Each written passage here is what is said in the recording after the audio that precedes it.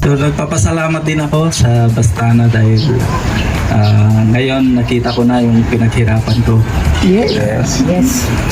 Finally na nandito yung lahat ng pinagpaguran ko. Yes. So, hindi naman. And then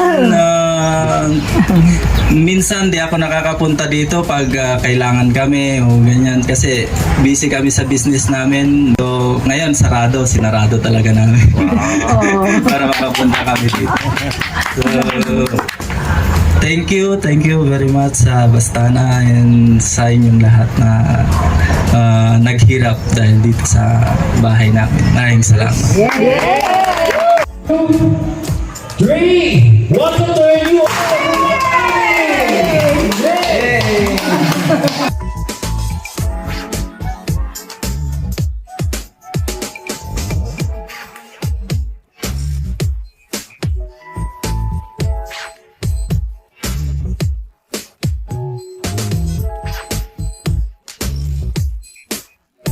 Lahat ng gustong mag-avail dito sa Bastana,